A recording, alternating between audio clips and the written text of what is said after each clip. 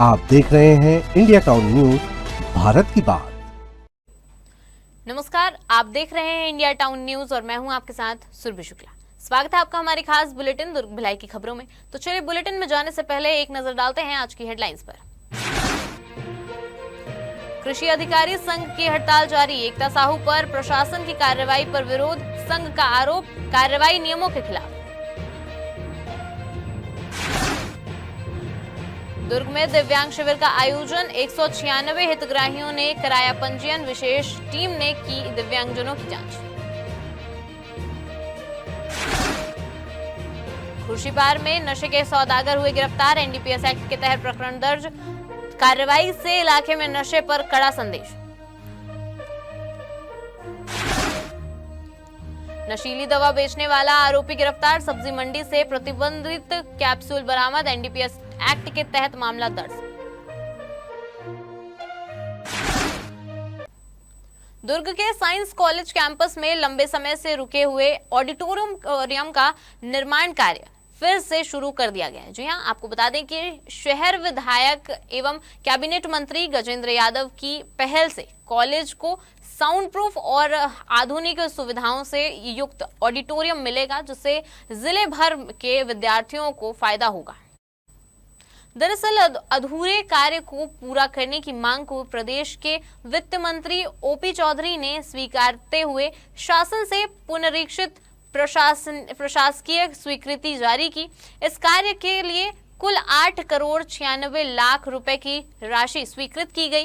जानकारी के अनुसार पूर्व की सरकार ने फंड की कमी का हवाला देते हुए इस परियोजना को रोक दिया था। निर्माण कार्य पुनः शुरू हो चुका है और इसे आगामी कुछ माह में पूरा करने का लक्ष्य रखा गया है। जी हां, आपको बता दें कि मंत्री गजेंद्र यादव ने ऑडिटोरियम का निरीक्षण करते हुए पीडब्ल्यूडी के इंजीनियर और कॉलेज प्रबंधक के साथ आगामी जून तक कार्य पूर्ण करने के निर्देश दिए हैं। मंत्री गजेंद्र यादव ने कहा है कि प्रदेश में सुशासन की सरकार विद्यार्थियों के सर्वांगीण विकास के लिए निरंतर ठोस और सार्थक कदम उठा रही है। थाना मोहन नगर पुलिस को मिली सूचना के आधार पर पुलिस ने धमधा रोड स्थित सब्जी मंडी में नशीली दवाओं की अवैध बिक्री करने वाले व्यक्ति को गिरफ्तार किया है। जी हां, सूचना के अनुसार एक व्यक्ति ग्राहकों को प्रतिबंधित नशीली दवाओं की बिक्री के लिए तलाश रहा था। इस संबंध में सूचना मिलते ही पुलिस टीम ने मौके पर घेराबंदी कर संदेही को हिरासत में लिया। तलाशी के दौरान आरोपी के कब्जे से आरोपी के जेब से प्रतिबंधित नशीली कैप्सूल बरामद किए गए। पूछताछ और पर्याप्त साक्ष्य मिलने के बाद आरोपी दीपक ठाकुर के खिलाफ विभिन्न धाराओं में अपराध दर्ज कर एनडीपीएस एक्ट के तहत मामला पंजीबद्ध किया गया। साथ ही आरोपी को न्यायालय में प्रस्तुत कर न्यायिक रिमांड पर भेजा गया है। छत्तीसगढ़ के दुर्ग जिले में कृषि स्नातक शासकीय कृषि अधिकारी संघ की अनिश्चितकालीन हड़ताल 7वें दिन भी जारी रही। आपको बता दें कि यह हड़ताल अफीम की अवैध खेती के मामले में जिला प्रशासन द्वारा एकता साहू पर की गई एक तरफा कार्रवाई के विरोध में शुरू की गई थी। संघ इसे अन्यायपूर्ण मानते हुए अपना आक्रोश व्यक्त कर रहा है। कृषि अधिकारी संघ का आरोप है कि एकता साहू पर कार्रवाई उनके कार्यक्षेत्र से बाहर की घटना के आधार पर की गई है, जो नियमों के खिलाफ है। संघ ने बताया कि इस मामले में पहले भी जिला प्रशासन को ज्ञापन सौंपा गया था, लेकिन अब तक कोई ठोस पहल नहीं की गई। धरना प्रदर्शन के दौरान आक्रोशित अधिकारी कर्मचारियों ने जोरदार नारेबाजी की। संघ ने स्पष्ट चेतावनी दी है कि अगर जिला स्तर पर निलंबन वापस नहीं लिया गया तो आंदोलन को प्रदेश व्यापी रूप दिया जाएगा। इसमें अपील किया गया था प्रार्थी के द्वारा भी और हमारे द्वारा संगठन के माध्यम से भी। इसमें हमने जिन्होंने सस्पेंड किया उप संचालक कृषि, उनके पास हमने अपना पक्ष रखा, कलेक्टर महोदय के पास अपना पक्ष रखा, जो संयुक्त संचालक जो कृषि है उनके पास भी पक्ष रखा गया है और कमिश्नर के पास भी। सबके पास जो निवेदन का एक जो तरीका था विरोध प्रदर्शन का वो किया गया है, और अभी तक कोई सकारात्मक जवाब नहीं आया है।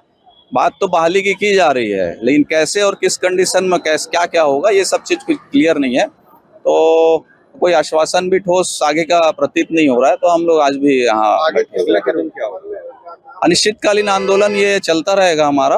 अभी जैसे कि फ्राइडे को हमारे जिला अधिकारी के द्वारा डेलीगेशन के लिए बुलाया गया था, पर वो हमें मतलब सकारात्मक नहीं लग रहा है, तो हम इसे और कंटिन्यू रखेंगे। क्या लगता है किस वजह से निलंबन किया गया है?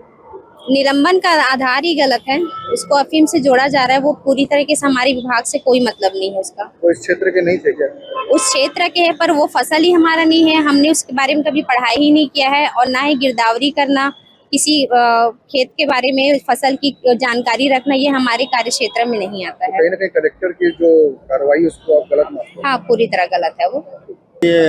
भले ही अभी जिला प्रशासन हमारी ओर अपना ध्यान आकृष्ट नहीं कर रही है, लेकिन इस अनिश्चितकालीन आंदोलन का जो हम किसानों को सीधे सेवाएं देते हैं उस पर बहुत ही गहरा असर पड़ेगा। मुख्य रूप से तो जो अभी काम प्रधानमंत्री फसल बीमा जो योजना है उसका फसल कटाई का जो वो प्रोडक्शन एस्टीमेट जो होता है, जिसके आधार पे थ्रेशोल्ड यील्ड निकल के किसानों को उस योजना का लाभ मिलता है, ये भारत सरकार की बहुत ही महत्वाकांक्षी योजना है। इस पे अगर काम अभी ग्रामीण कृषि अधिकारियों की ओर से नहीं होता है तो बहुत ही नुकसान किसानों को सीधे सीधे होगा, उनको बीमा का लाभ मिलने में समस्याएं आएगी। दूसरा है अग्रिम खाद उठाओ, अग्रिम खाद का भंडारण जैसे समितियों में होता है, उसको हमारे माध्यम से और हमारे सहयोग से किसानों को बारी बारी से उठवाया जाता है, क्योंकि गोदामों में क्षमता उतनी नहीं होती। भारतीय साइबर अपराध समन्वय केंद्र की जांच में मोहन नगर क्षेत्र की कर्नाटक बैंक शाखा स्टेशन रोड के 111 खातों में संदिग्ध गतिविधि पकड़ी गई। प्रारंभिक जांच में सामने आया कि इन खातों का इस्तेमाल पूरे देश में फैली साइबर ठगी की रकम प्राप्त करने के लिए किया जा रहा था। इस मामले में अपराध बीएनएस के तहत पंजीकृत कर विवेचना की गई। आपको बता दें कि जांच के दौरान खाता धारकों की पहचान कर 10 आरोपियों को हिरासत में लेकर पूछताछ की गई। आरोपियों में मधु साहू, ज्योति गौतम, फरहद खान, भूपेश गोहिल, अजय कुमार उर्फ मोनू, मसीर आलम, नवीन भागवत, भूपेंद्र कुमार टंडन, संतोष बसाई और हीरा सिंह शामिल हैं। उनके विरुद्ध पर्याप्त सबूत पाए जाने पर उन्हें विधिवत गिरफ्तार कर न्यायालय में पेश किया गया। कार्यवाही के बाद पुलिस ने आम जनता से सतर्क रहने और अज्ञात स्रोतों से बैंकिंग लेन देन के मामलों में सतर्क रहने की अपील की है। दुर्ग जिला प्रशासन और समाज कल्याण विभाग द्वारा दिव्यांगजनों को सहायक उपकरण उपलब्ध कराने के उद्देश्य से जनपद पंचायत परिसर में विशेष शिविर का आयोजन किया गया। भिलाई और चरोदा में सफलतापूर्वक आयोजित होने के बाद अंतिम शिविर दुर्ग जनपद पंचायत परिसर में संपन्न हुआ, जिसमें कुल 196 हितग्राहियों ने पंजीयन कराया। शिविर में दिव्यांगजनों की जांच जबलपुर से आई ILM की विशेष टीम द्वारा की गई। साथ ही पंजीयन प्रक्रिया यूनिक आईडी के आधार पर पूरी की गई। समाज कल्याण विभाग के उप संचालक AP गौतम की देखरेख में आयोजित इस शिविर का उद्देश्य दिव्यांगों को आवश्यक सहायक उपकरण उपलब्ध कराकर उन्हें समाज की मुख्य धारा से जोड़ना है। आपको बता दें कि आगामी शिविर में जनप्रतिनिधियों द्वारा पात्र दिव्यांगजनों को सहायक उपकरण वितरित किए जाएंगे। इस अवसर पर शिक्षा मंत्री गजेंद्र यादव, दुर्ग महापौर अलका बागमार सहित अन्य जनप्रतिनिधि उपस्थित रहे। देखिए, दुर्ग जिले के अपने जो दिव्यांग हितग्राही हैं उनके लिए फरवरी महीने के 18, 19 और 20 तारीख को ये मूल्यांकन शिविर का आयोजन LMCO के माध्यम से, जो कि विशेषज्ञ टीम है, भारत सरकार का एक उपक्रम है भारतीय कृत्रिम अंग निर्माण निगम लिमिटेड, उनके द्वारा जो है परीक्षण और मूल्यांकन शिविर आयोजित किया गया। और उसमें हमारे जिले के कोने कोने से दिव्यांगजन लोग उपस्थित हुए और जो जिस उपकरण के लिए पात्र पाए गए उनका चिन्हांकन किया गया। और उसके बाद में जो है उसी तारतम्य में आज दिनांक को मानस भवन में सामग्री वितरण का कार्यक्रम रखा गया।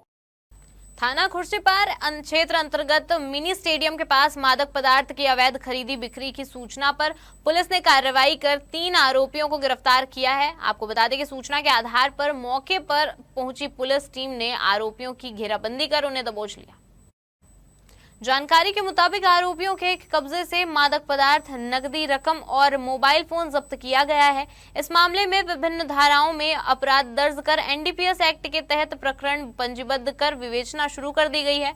आपको बता दें कि अभियुक्तों को विधिवत गिरफ्तार कर न्यायालय में पेश किया गया, जहां से उन्हें न्यायिक रिमांड पर जेल भेजा गया। पुलिस ने बताया कि आरोपियों ने अवैध लाभ अर्जित करने के उद्देश्य से मादक पदार्थों की खरीदी बिक्री कर रहे थे। हमारी खास बुलेटिन दुर्ग भिलाई की खबरों में फिलहाल इतना ही। देखते रहिए इंडिया टाउन न्यूज, भारत की बात। नमस्कार। आप देख रहे हैं इंडिया टाउन न्यूज, भारत की बात।